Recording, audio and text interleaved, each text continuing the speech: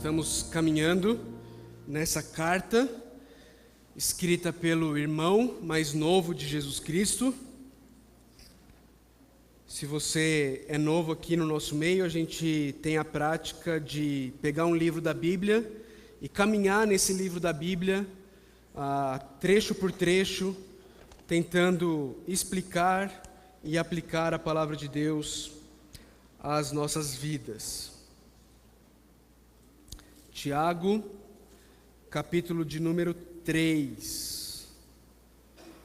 Nós vamos ler do verso 13 do capítulo 3 até o verso 6 do capítulo 4. Tiago 3,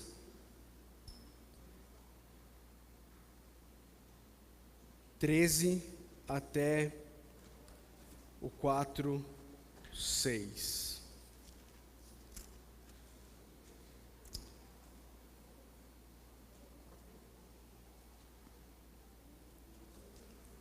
Diz assim a palavra de Deus: quem é sábio e tem entendimento entre vocês, que o demonstre por seu bom procedimento, mediante obras praticadas com a humildade que provém da sabedoria. Contudo, se vocês abrigam no coração inveja amarga e ambição egoísta, não se gloriem disso, nem neguem a verdade. Esse tipo de sabedoria não vem dos céus, mas é terrena, não é espiritual, mas é demoníaca. Pois onde há inveja e ambição egoísta, aí há confusão e toda espécie de males. Mas a sabedoria que vem do alto é antes de tudo pura, depois pacífica, amável, compreensiva, cheia de misericórdia e de bons frutos, imparcial e sincera. O fruto da justiça semeia-se em paz para os pacificadores. De onde vêm as guerras e contendas que há entre vocês? Não vêm das paixões que guerreiam dentro de vocês? Vocês cobiçam coisas e não as têm. Matam e invejam, mas não conseguem obter o que desejam. Vocês vivem a lutar e a fazer guerras. Não têm porque não pedem. Quando pedem, não recebem, pois pedem por motivos errados, para gastar em seus prazeres. Adúlteros, vocês não sabem que a amizade com o mundo é inimizade com Deus? Quem quer ser amigo do mundo, faça inimigo de Deus. Ou vocês acham que é sem razão que a Escritura diz que o Espírito que Ele fez habitar em nós tem fortes ciúmes? Mas Ele nos concede graça maior. Por isso diz a Escritura: Deus se opõe aos orgulhosos, mas concede graça aos humildes. Vamos orar? Senhor Deus, nós estamos diante da Tua palavra, Senhor, a Tua palavra que é viva, que é eficaz, a Tua palavra que transforma vidas, a Tua palavra que quando é pregada quebranta corações, a Tua palavra que quando é pregada traz vida àqueles que estavam mortos em seus delitos e pecados. Nós estamos diante da Tua poderosa palavra que o Senhor falou e fez com que o mundo viesse à existência. A Tua poderosa palavra que o Senhor usou para trazer vidas a pessoas que estavam mortas, como eu e os meus irmãos e irmãs que estão aqui nessa noite, Deus. Pai, é essa poderosa palavra que nós queremos estudar, nós queremos entender e da qual nós queremos aprender nessa noite, Deus. Por isso nós pedimos por misericórdia. Nós pedimos que o Senhor envie o Teu Santo Espírito, para que o Teu Santo Espírito haja no nosso meio, Deus. Para que o Teu Santo Espírito tome a Tua palavra, que é a espada dEle, e use de forma a penetrar fundo no nosso coração, Deus. Que nós possamos aprender do Senhor. Que nós possamos não apenas aprender questões cognitivas, informativas, mas que a Tua palavra possa transformar nossas vidas, nossa mente e nossas intenções, para o louvor da Tua glória. Nós oramos em nome do Senhor Jesus Cristo.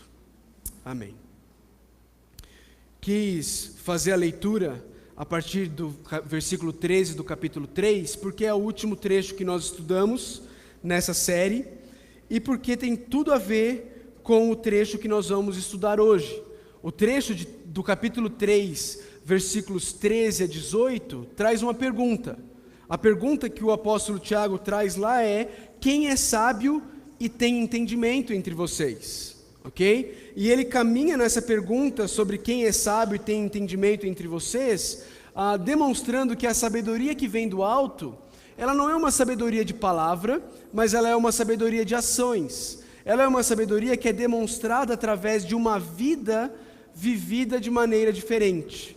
Ela é uma sabedoria que é demonstrada através de uma vida onde as marcas do Espírito Santo estão presentes. Não está projetado aí, mas se você olhar na sua Bíblia, no versículo 17, você vai ver que ele dá algumas características dessa sabedoria. Versículo 17 do capítulo 3, ele diz: a sabedoria que vem do alto é antes de tudo pura. E essa pureza, nós vimos algumas semanas atrás, quando nós estávamos nesse texto, que ela é o fruto. E aí ele vai começar a descascar esse fruto, mostrando quais são alguns gomos dessa pureza. E esses gomos são, ele diz, essa sabedoria é pacífica, amável, compreensiva, cheia de misericórdia e de bons frutos. Ela é imparcial e ela é sincera. E ele encerra esse capítulo dizendo que o fruto da justiça semeia-se em paz para os pacificadores. Por isso, é de se espantar, ou talvez não é de se espantar, que ele inicie o capítulo 4 com uma outra pergunta, mas é uma pergunta que vai numa outra direção. É uma pergunta que vai na direção contrária do que ele vinha falando no final do versículo 17, onde ele diz que a sabedoria que vem do alto, ela é uma sabedoria que é marcada pela paz. E é uma justiça que se semeia em paz para com os pacificadores. Mas ele inicia o capítulo 4 com a pergunta: de onde vêm as guerras e contendas que há entre vocês? E é uma pergunta, queridos, que ela vai ser respondida de maneiras diversas, por pessoas diversas, dependendo de qual é a base de cada uma dessas pessoas. Dependendo do que essa pessoa tem como verdade, como base da vida dela. Provavelmente, se você for a um terapeuta, e esse terapeuta ele for freudiano, ele vai ter uma resposta para te dar sobre de onde vêm os conflitos da sua vida. Se esse terapeuta for zwingliano, ele vai ter uma outra resposta para te dar. Se ele for um terapeuta que está mais interessado nas questões comportamentais, ele vai te dar uma outra resposta.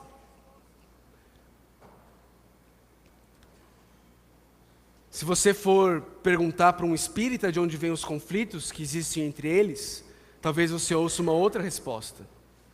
Mas, queridos, eu creio de forma absoluta e inequívoca que a palavra de Deus, ela tem a resposta, e não apenas uma resposta, para a pergunta de onde vêm as guerras e as contendas que existem entre vocês. A resposta que o apóstolo Tiago quer trazer para cada um de nós, e é a resposta da palavra de Deus para mim e para você, é que as guerras e as contendas que vêm, elas não vêm do nosso passado, dos nossos traumas do passado. As guerras e as contendas que existem entre nós não vêm do fato de que eu e você somos descendentes de espanhóis, italianos, índios, portugueses, americanos, ou seja lá qual for a sua descendência. A resposta do apóstolo Tiago, não está relacionado com nada que está fora de você. A resposta do apóstolo Tiago não está no seu marido, A resposta do apóstolo Tiago não está no seu patrão, a resposta do apóstolo Tiago não está na sua esposa, não está nos seus vizinhos, não está na tua igreja. A resposta do apóstolo Tiago para onde vêm as guerras e contendas que há entre vocês, é das paixões que guerreiam dentro de vocês. Segundo a palavra de Deus, meus irmãos, minhas irmãs, meus queridos amigos e amigas, os nossos problemas, a fonte dos nossos conflitos, das nossas guerras, não está fora de nós, mas está dentro de nós. Tiago está dizendo que o nosso problema, a raiz do meu e do seu problema, a raiz dos conflitos que eu e você experimentamos no nosso dia a dia, não está no outro, mas está em nós mesmos. Ele diz que vem das nossas paixões. Essa palavrinha paixões, ela é aquela palavrinha, é uma palavrinha de onde vem uma palavra que a gente aportuguesou, que é hedonismo. Já ouviu falar nessa palavra, hedonismo? Hedonismo é a filosofia de que o que importa nessa vida é ter prazer. Prazer. Se você está te dando prazer, é isso que importa. Trazendo para termos mais comuns, mais práticos e mais populares, o que importa nessa vida é ser feliz. Se você está sendo feliz, é isso que importa. Ok? Já ouviu esse tipo de coisa por aí? Na verdade, isso está dentro do coração de todos nós, não é verdade? Eu e você, o nosso natural é pensar que nós nascemos para sermos felizes. E nós começamos a achar que não apenas nós nascemos para ser felizes, mas todo mundo que está ao nosso redor também nasceu para não ser feliz, mas para nos fazer feliz. E cada vez mais, o ser humano tem crescido com essa expectativa. E na verdade nós vivemos numa geração que tem certeza absoluta de que todo mundo que está ao redor existe para fazê-los felizes. Nós vivemos numa geração que não sabe ouvir a palavra não. Simplesmente não sabe, porque foram criados pensando e entendendo e acreditando de que o mundo gira em torno deles. Eles são o sol do universo no qual eles vivem. Mas essas pessoas, elas crescem, elas têm que procurar um emprego, elas se casam, e de repente elas começam a descobrir que tudo aquilo que era a base da vida delas é uma grande mentira. O mundo não gira em torno delas. O patrão delas não está preocupado em que elas sejam felizes. O esposo ou a esposa dela não está lá para fazê-la feliz. E então, de repente, o mundinho dessas pessoas desmorona. E elas se veem sem chão. Porque tudo no que elas acreditaram durante toda a vida delas, de repente, não faz mais sentido. O apóstolo Paulo está dizendo que eu e você, nós não nascemos para sermos felizes. Mas que o motivo por que eu e você vivemos em conflitos, na nossa casa, no nosso trabalho, dentro da igreja, na nossa vizinhança, é porque eu e você caímos na mentira de Satanás, de que eu e você nascemos para ser felizes. Nós cremos nessa mentira, nós passamos a acreditar nisso, nós temos desejos por prazer e por felicidade, e esses desejos, eles guerreiam dentro de nós, e como fruto dessa guerra que existe dentro de nós, eu e você vivemos em guerra com aqueles que estão ao nosso redor, e se recusam a se alistar para o exército que luta e que vive para fazer o Felipe, a Maria, o Pedro, a cada um de nós feliz. Quando nós cremos nisso, nós passamos a exigir que as pessoas ao nosso redor nos sirvam. Nós passamos a exigir que as pessoas façam o que nós queremos, quando nós queremos, do jeito que nós queremos. E quando elas não o fazem, nós estamos em guerra com elas. Algumas pessoas guerreiam de forma alta, de forma barulhenta, Outras pessoas são estrategistas, frias e calculistas, e guerreiros de xadrez, apenas colocando posição, gelando e fazendo as pessoas sentirem as consequências por não fazerem o que você quer que elas façam. De onde vêm as guerras e contendas que há entre vocês? A pergunta retórica do apóstolo Tiago não vem das paixões que guerreiam dentro de vocês. E a resposta óbvia para a pergunta é um redundante e sonoro sim. É de lá que vem. O problema não é o meu patrão. O problema não é meu vizinho mal educado.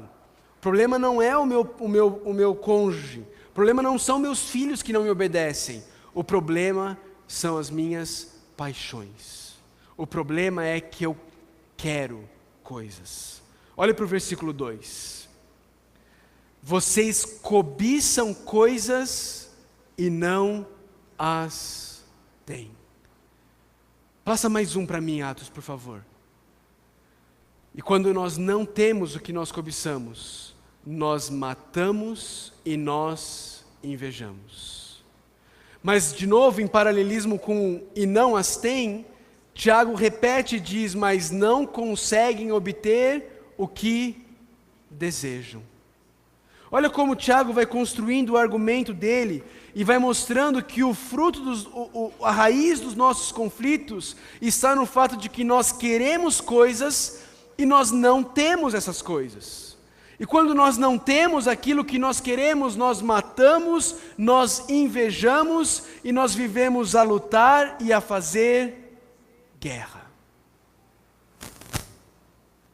Interessante e óbvio que Tiago está falando aqui sobre matar, e ele não está falando porque os irmãos lá da igreja estavam de fato tendo que chamar o IML para tirar corpos de dentro da igreja, não é? Não era isso que estava acontecendo. Mas Tiago está ecoando aqui o ensino do irmão mais velho dele, o Senhor Jesus Cristo, que nos disse no Sermão do Monte, ouvistes o que foi dito, não matarás. Eu, porém, vos digo que se você tiver ódio no seu coração contra o teu irmão, você já é culpado de homicídio. É disso que Tiago está falando.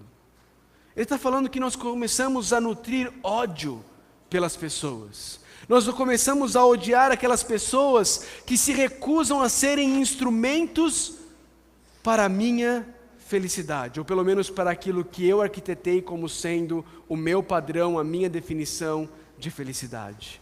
Eu odeio aquelas pessoas porque elas se recusam a submeter-se ao meu alistamento. E eu também começo a invejar aquelas pessoas que têm aquilo que eu acho que eu mereço.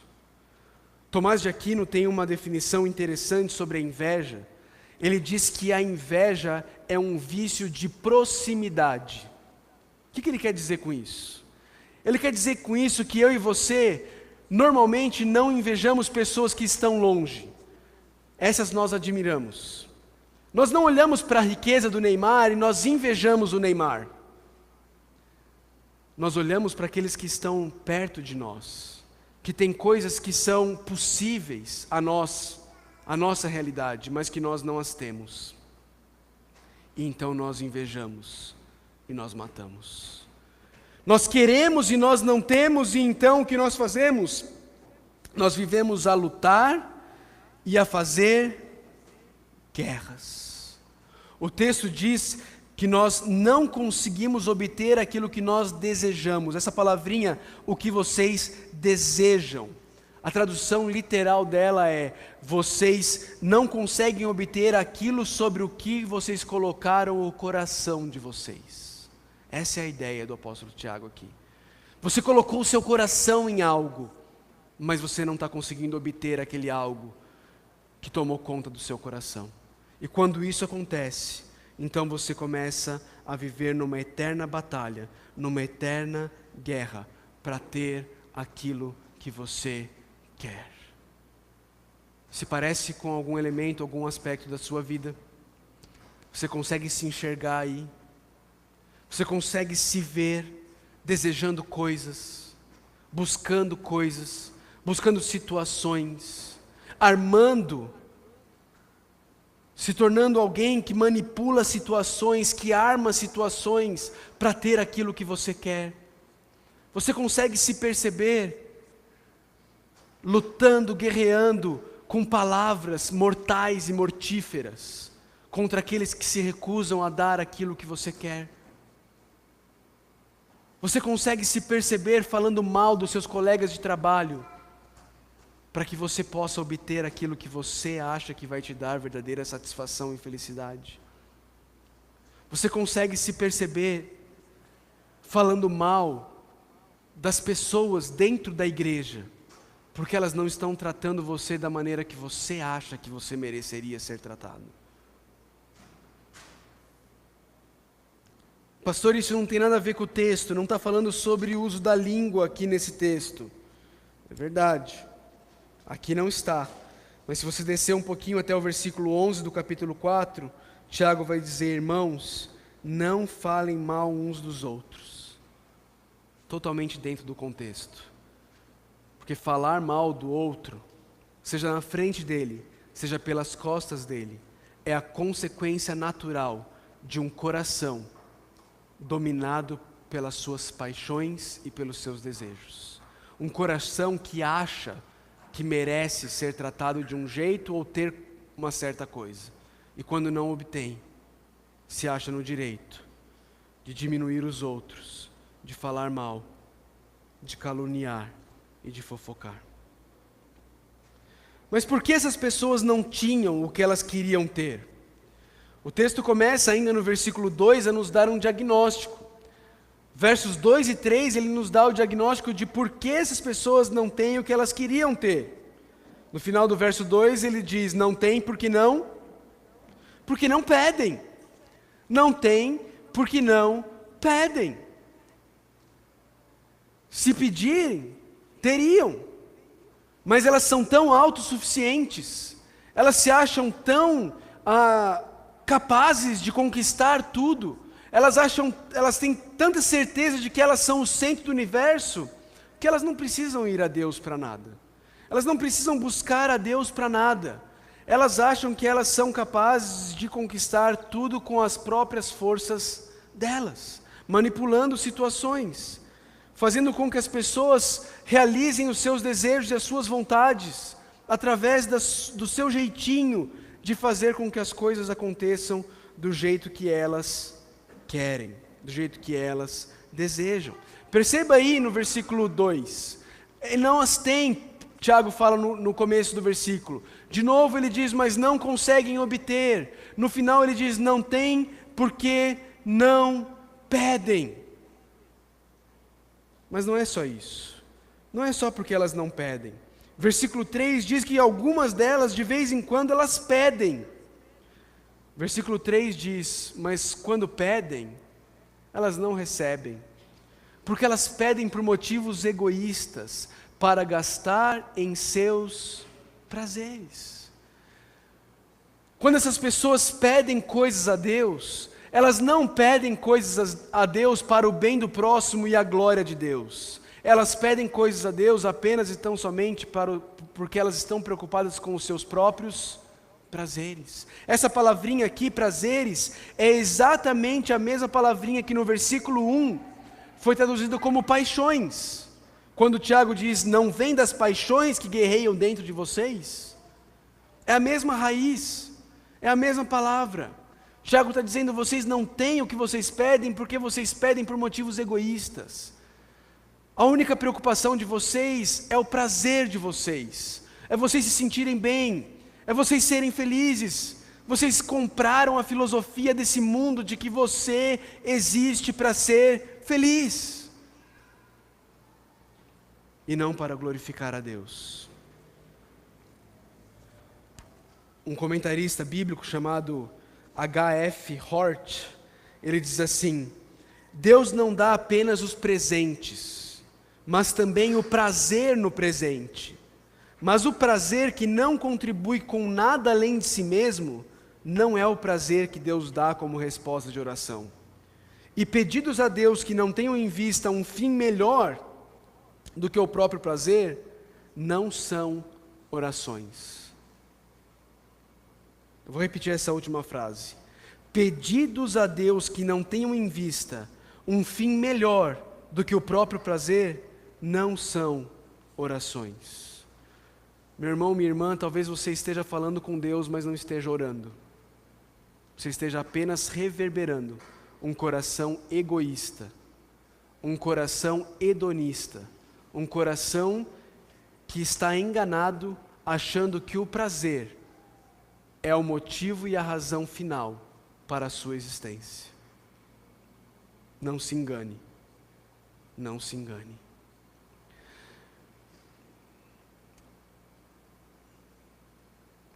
Todo conflito, toda guerra, toda contenda que existe no meio do povo de Deus e de pessoas que não conhecem a Deus, são fruto das pessoas crerem numa mentira. A mentira que essas pessoas creem é algo criado e não o Criador será capaz de satisfazer o meu desejo por. Complete a lacuna. Presta atenção aqui comigo. Todo conflito, toda contenda em que eu e você nos metemos é fruto de acreditar numa mentira. A mentira de que algo criado e não o Criador será capaz de satisfazer o meu desejo por. Complete a lacuna. Você quer ver algum exemplo? Você acha que você tem o direito ao descanso. Você merece descansar. Mas você chega em casa e os seus filhos querem a sua atenção. E ao invés de crer nas palavras de Jesus, que dizem: vinde a mim todos vocês que estão cansados e sobrecarregados, e eu vos aliviarei, você crê que o sofá e a televisão e o celular serão o seu descanso. Eu creio nisso. Eu creio que aquilo vai me descansar. E quando eu vejo alguém ameaçando o meu descanso, o nome desse alguém é Pedro e Sara,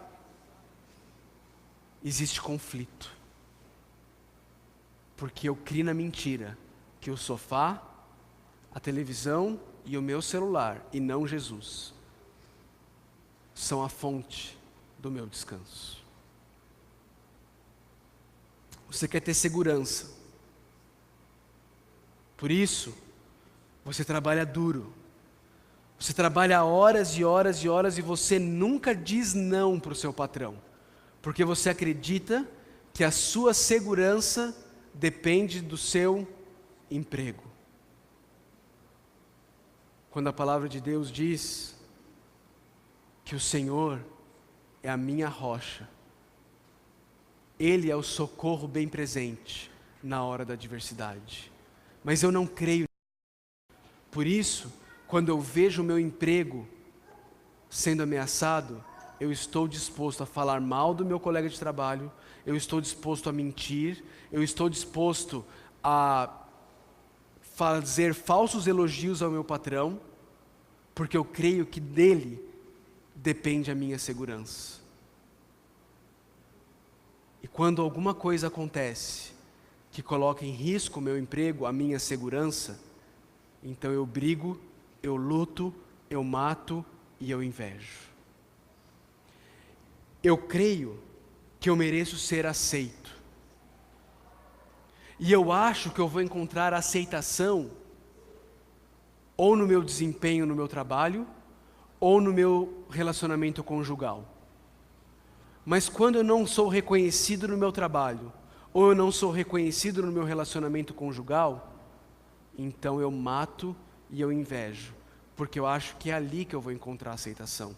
Quando Deus, em Cristo, já me disse: este é o meu Filho amado, em quem eu me alegro. Não existe aceitação maior do que ser reconhecido como Filho amado do Deus Criador do Universo. Mas nós caímos na mentira de que nosso cônjuge ou o nosso trabalho vai ser capaz de dar a aceitação pela qual o nosso coração anseia. É mentira, é pequeno, é falso. Nosso cônjuge, nosso trabalho, nossos filhos, nossas posses são pequenos e fracos demais para serem o nosso Salvador, para serem a nossa fonte de segurança, a nossa fonte de identidade, a nossa fonte de aceitação.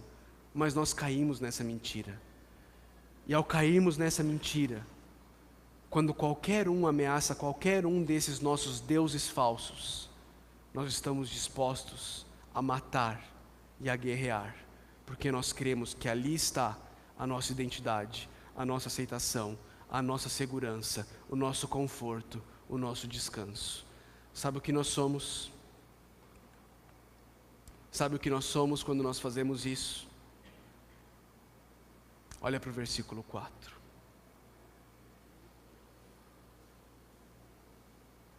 Pesado, né? Pesado. Pastor, na minha Bíblia está adúlteros. Você é um machista, você colocou adúlteras. Porque na Bíblia está adúlteras. Por que está adúlteras? Não é porque só as mulheres fazem isso. É porque em toda a narrativa, desde o Antigo Testamento até o Novo Testamento, o povo de Deus é apresentado como, no Antigo Testamento, a esposa de Deus, e no Novo Testamento como a noiva do Senhor Jesus Cristo. É assim que a igreja, o povo de Deus, é apresentado. O apóstolo Paulo não está aí projetado, mas o apóstolo Paulo ele nos diz lá em 2 Coríntios, capítulo 11, versículo 2, eu quero ler para você esse texto, segunda carta de Paulo aos Coríntios, capítulo 11, versículo 2, ele diz assim: o zelo que tenho por vocês é um zelo que vem de Deus. Olha o que ele diz: eu os prometi a um único marido, Cristo, querendo apresentá-los a Ele como uma virgem pura. É dessa virgem pura que Tiago está chamando agora de adúltera. Eu e você que somos a noiva de Cristo, quando nós vamos buscar em cisternas rotas, quando nós vamos buscar na criação aquilo que só o Criador pode nos dar de maneira completa, plena, perfeita, nós agimos como adúlteras, indo buscar no amante aquilo que só o marido tem para te oferecer de forma pura, bela e plena. Nós adulteramos contra Jesus. Toda vez que eu e você buscamos a nossa identidade, a nossa satisfação, o nosso conforto, a nossa segurança, o nosso consolo, a nossa aceitação em qualquer coisa que não seja Jesus Cristo, o nosso Salvador, nós estamos adulterando. Nós estamos dizendo para Jesus: Jesus, você é bacana, eu gosto de você.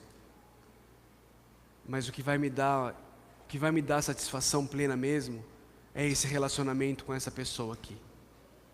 O que vai me dar satisfação plena mesmo é ser reconhecido no trabalho. O que vai me dar satisfação plena mesmo é chegar em casa, poder ligar a TV, colocar a mente no ponto morto e fazer mais nada. Nós estamos adulterando. Tiago faz agora uma nova pergunta. E a pergunta de Tiago agora é: vocês não sabem, e nós sabemos, que a amizade com o mundo é inimizade com Deus? Vocês não sabem que a amizade com o mundo é inimizade com Deus? Quem quer ser amigo do mundo, faz-se inimigo de Deus. Queridos, é importante explicar algo aqui. Tiago não está dizendo que se você é amigo de alguém que não conhece a Cristo, você é inimigo de Deus. Não é isso que ele está dizendo. Ele está dizendo que aqueles que seguem, aqueles que buscam ter intimidade com os valores deste mundo, se tornam inimigos de Deus. Porque os valores desse mundo são diametralmente opostos aos valores de Deus. Os valores desse mundo são baseados no egoísmo, no individualismo, numa autonomia, num consumismo, num relativismo. Os valores desse mundo dizem para você: você nasceu para ser feliz. faça o que o seu coração mandar. Quando Deus diz, enganoso é o coração, mais do que todas as coisas, ele é desesperadamente corrupto. A palavra de Deus diz, maldito o homem que confia no homem. E eu creio que ali Jeremias não está se referindo primeiramente em confiar numa outra pessoa, mas sim em confiar em você mesmo. Mas não é isso que o nosso mundo diz. Você precisa acreditar mais em você. Você precisa se valorizar mais. Você precisa buscar a sua vontade. Chega final do ano e a gente posta o que no Facebook? Esse ano eu vou me aproximar apenas de pessoas que me fazem bem. Esse ano eu não quero que ninguém que não me admire fique perto de mim. Porque você pensa que você é o centro do universo e que todo mundo tem que estar ao teu redor. Você pensa que a vida é um filme, você é um menininho que joga futebol num time de uma escola norte-americana e que fica todo mundo lá torcendo por você. Vai, aê, você consegue, você é o melhor jogador. Não é isso? Aquele perna de pau lá que não consegue fazer nada, mas está todo mundo ali mentindo para ele. E você acha que todo mundo tem que ficar fazendo isso para você o tempo inteiro. É mentira, é engano. O mundo não gira ao seu redor. O seu umbigo não é o centro do universo. Você tem que se aproximar de pessoas que não te valorizam, que não te amam, sim. Porque eu e você fomos criados por Deus para vivermos para a glória dEle e para o bem do nosso próximo. Inclusive do nosso próximo que não nos valoriza, que não nos ama e que não nos quer bem.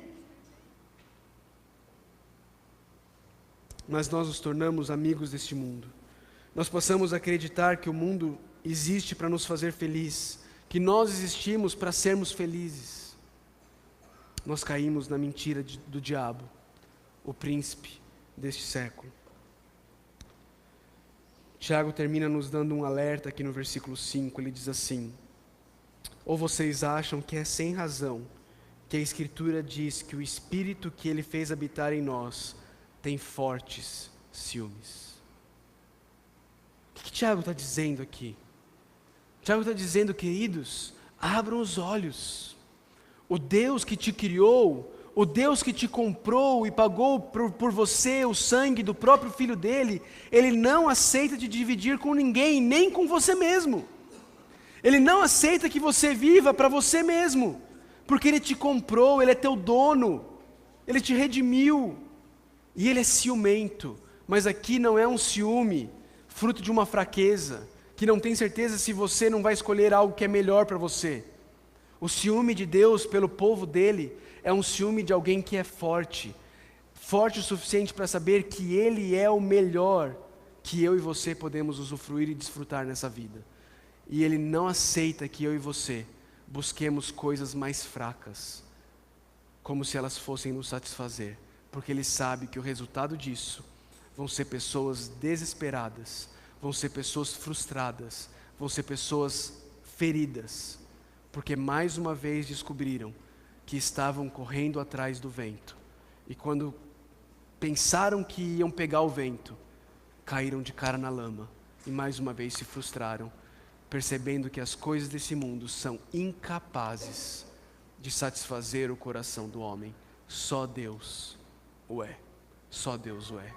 Já contei aqui algumas vezes essa ilustração, não me canso de contar, eu penso que nós precisamos ser lembrados dela várias vezes.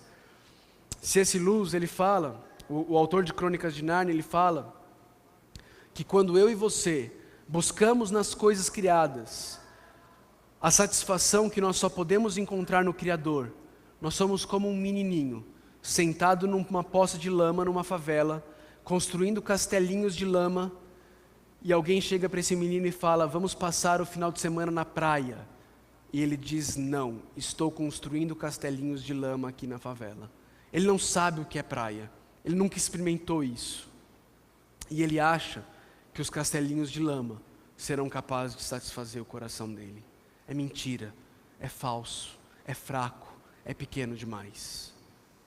Nós precisamos ir para o Salvador, precisamos correr para o Criador. Só Ele é capaz de satisfazer o vazio do meu e do seu coração. Versículo 6 começa com uma grande promessa.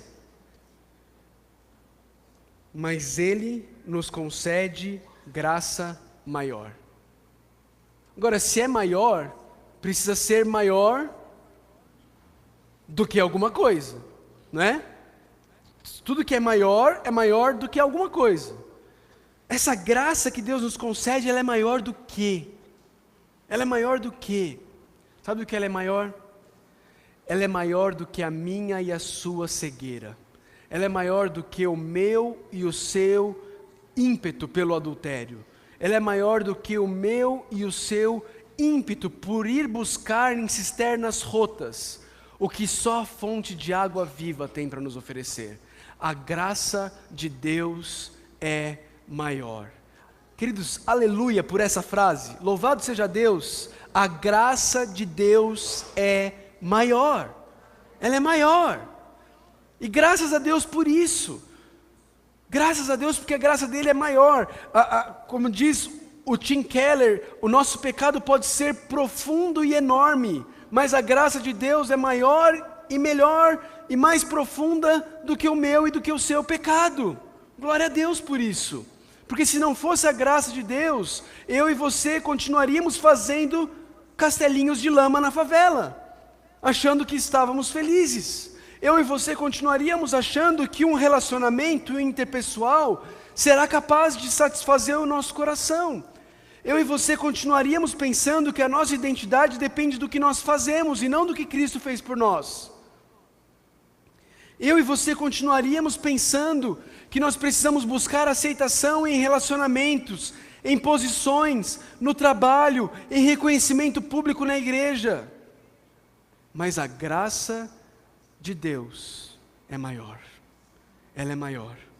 E por isso diz a Escritura: Deus se opõe aos orgulhosos, mas concede graça aos humildes. Louvado seja Deus, porque Ele é um Deus gracioso, e a graça dEle é maior do que a minha capacidade de pecar, de desobedecer, de me afastar e de me rebelar contra Ele. Graças a Deus por isso. Louvado seja o nome dEle. Queria ler com os irmãos uma citação de Agostinho. Agostinho foi um pastor da igreja, e ele escreveu um livro chamado Confissões, onde ele fala sobre a vida dele, ele fala sobre a conversão dele. E nesse livro chamado Confissões, ele fala sobre como Deus transformou a visão dele, para que ele começasse a perceber que Deus é muito mais prazeroso, Deus é muito melhor do que qualquer prazer que essa vida tenha a nos oferecer. Acompanha comigo a leitura, Confissões de Agostinho, na página 235. Ele diz assim: quão suave se tornou de repente para mim a privação das falsas delícias. Eu que tanto temia perdê-las, senti prazer agora em abandoná-las. Tu, ó verdadeira e suprema suavidade, as afastavas de mim, afastavas e entravas em lugar delas, mais doce do que qualquer prazer, mais luminoso que toda luz, mais sublime que todas as honras, mas não para aqueles que se exaltam a si mesmos. Meu espírito libertava-se agora das preocupações torturantes da ambição e da avareza, dos pruridos da sarna das paixões. Só me entretinha agora contigo, ó minha glória, riqueza e salvação, Senhor meu Deus. Algumas coisas me chamam muita atenção no que Agostinho fala aqui. Ele fala que essas falsas delícias, se voltar no slide anterior, ele fala que essas falsas delícias ele temia tanto perdê-las. Já se viu nessa situação em que você teme perder coisas porque você acha que elas são o prazer da tua alma? Já se viu nessa situação em que você está agarrado a coisas porque você acha que a sua vida depende daquilo? Você acha que o seu prazer, a sua alegria depende de pessoas, de coisas, de relacionamentos, de circunstâncias, e de repente Deus toma das tuas mãos essas coisas, essas pessoas, essas circunstâncias. Então você começa a experimentar que Deus é a verdadeira e a suprema suavidade. Você começa a experimentar que Deus é mais doce do que qualquer prazer. Você já se viu nessa situação? Você já se viu tendo a oportunidade de perceber que Deus é mais luminoso do que qualquer luz? Que Jesus é mais sublime do que qualquer honra que você possa estar buscando? Você já se percebeu livre das preocupações torturantes da ambição e da avareza? Ou você ainda continua sendo torturado pelas preocupações da ambição e da avareza? Eu tenho que ter, eu tenho que me garantir, eu tenho que ter segurança, eu vou poupar, eu tenho que ganhar mais, porque eu preciso guardar mais, porque eu preciso investir mais, porque eu preciso ter mais. Você é escravo da sua ambição e da sua avareza. Agostinho diz: meu espírito libertava-se agora das preocupações torturantes, da ambição e da avareza. Ele se libertava dos pruridos. Prurido é a coceira, é aquilo que te faz coçar, da sarna das paixões. E então, finalmente, confessa Agostinho, a única coisa que entretia ele agora era o próprio Deus, que passou a ser a glória dele, a riqueza dele e a salvação dele. Senhor, meu Deus, o que tem sido a sua glória? Quem tem sido a sua riqueza? Onde você tem buscado a sua salvação? Você tem exigido que o seu cônjuge seja o seu Messias? Ele é incapaz de te salvar. Ele é incapaz de dar significado para a sua vida. Você tem colocado esse peso nos teus filhos, achando que eles serão capazes de dar significado para o teu viver, de dar prazer verdadeiro, real e duradouro para a tua alma. Liberte-se. Liberte-se dessa tortura, dessa preocupação torturante da avareza e da ganância. O texto do apóstolo Tiago termina dizendo que Deus se opõe aos orgulhosos, mas Ele concede graça aos humildes. Sabe como você pode avaliar se você está sendo um orgulhoso ou se você está sendo um humilde? Primeiro passo para você fazer isso é você perguntar para você mesmo se você está ouvindo essa mensagem pensando no outro ou pensando em você mesmo. Primeiro passo é você se perguntar se você está ouvindo essa mensagem dando a ela a atenção que Deus merece. Você está ouvindo essa mensagem e você está pensando, isso não é para mim, eu não sou assim. Eu não brigo com ninguém, eu não guerreio com ninguém. Meu maior desejo é Deus. Deus é a satisfação da minha alma. Talvez você precise se humilhar diante da poderosa mão de Deus. Porque quando a gente chega diante de Deus, achando que nós temos tudo resolvido, que nós já temos tudo sob controle, a reação de Deus não é graça, mas é oposição. E eu não sei você, mas se tem alguém que eu não quero ter como opositor, é o Deus Criador do universo. Mas Ele nos concede graça maior. Mas Ele concede graça aos humildes.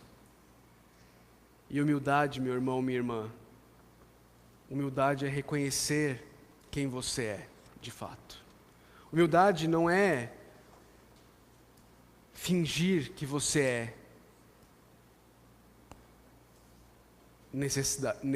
necessitado. Humildade, isso é uma falsa humildade.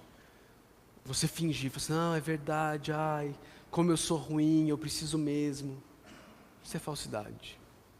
Humildade é você se prostrar diante de Deus e falar, Deus, eu reconheço. Eu reconheço que quando as coisas não saem do jeito que eu quero, eu estou disposto a xingar, eu estou disposto a esbravejar, eu estou disposto a dar um gelo, eu estou disposto a fazer o que for necessário para que as coisas sejam do jeito que eu quero. Deus, eu reconheço, Deus, eu tenho agido como se eu fosse o centro do universo. Deus, eu reconheço que eu tenho caído no conto da serpente para Eva, e eu tenho acreditado que o Senhor é um estraga-prazeres.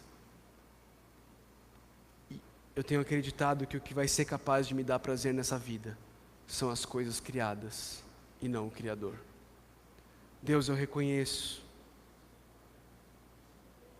que na maioria das vezes eu não creio que andar com o Senhor pelo jardim ao final do dia é mais prazeroso do que viver a vida do meu jeito, como eu quero, quando eu quero, com quem eu quero. Isso é humildade. Humildade é você reconhecer isso diante de Deus. Humildade talvez envolva você chegar para o seu cônjuge nessa noite e confessar isso para ele. Confessar isso para ela. Dizer para ele: eu tenho sido egoísta. Eu tenho vivido nesse relacionamento como se eu fosse o centro do universo. E eu preciso te pedir perdão. Eu preciso que você me ajude, me mostrando os meus erros. Talvez humildade signifique você procurar alguém aqui da igreja, um amigo, uma amiga aqui da igreja, e confessar isso. Confessar como você tem colocado a sua confiança nas suas riquezas. E você tem vivido uma tortura, achando que você precisa ter cada vez mais. Talvez você precise confessar que isso tem se demonstrado na forma avarenta da vida. Como você nunca está disposto a ajudar e socorrer o próximo, porque você sempre acha que você precisa. Você não consegue ver a necessidade do outro. Talvez você precise confessar e buscar um irmão, uma irmã aqui na igreja e pedir ajuda. E confessar que você tem colocado na possibilidade de um namorado, de uma namorada, ou num namorado e numa namorada, a sua expectativa e a sua esperança para uma vida feliz, para uma vida de significado e uma vida que faz sentido. Talvez você precise confessar para o seu filho e para a sua filha que a tua ira com ele, com ela, é fruto de você achar que a sua vida só vai ter sentido se os teus filhos e as tuas filhas forem do jeito que você acha que eles têm que ser. Meu irmão, minha irmã, humildade é vista em atitudes práticas.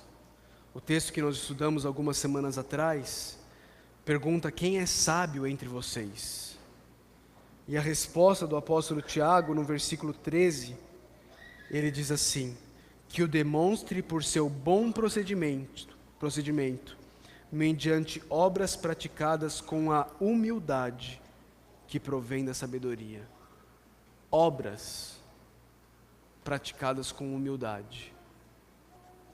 Se você quer receber graça de Deus, você precisa se humilhar.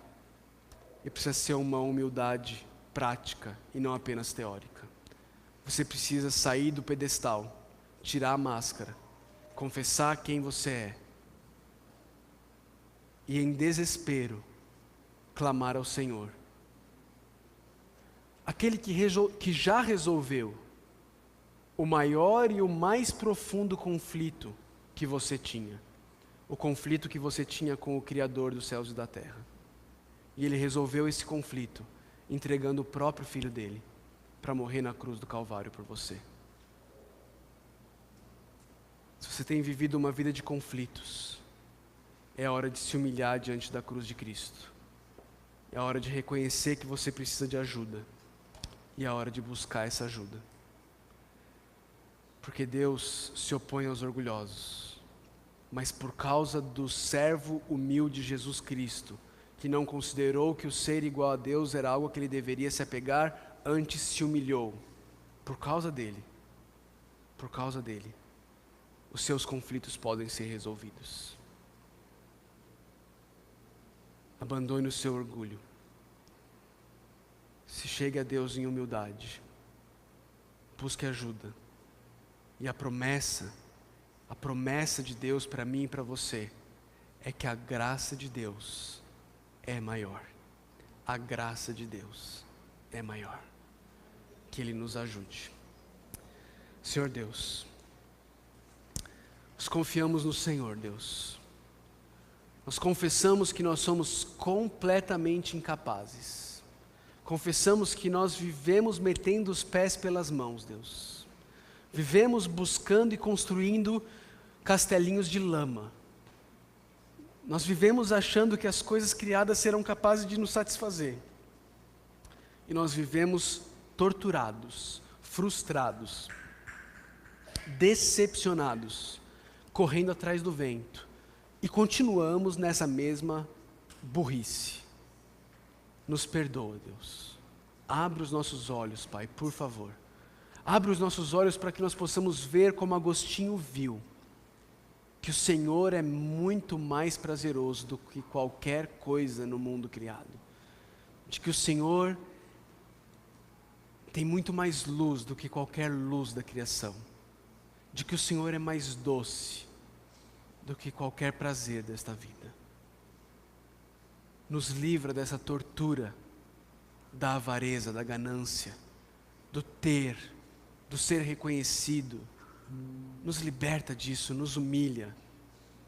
Nos humilha, Pai, por favor, para que humilhados possamos olhar para a cruz de Cristo e recebermos graça, recebermos perdão e graça, que é maior do que o nosso pecado.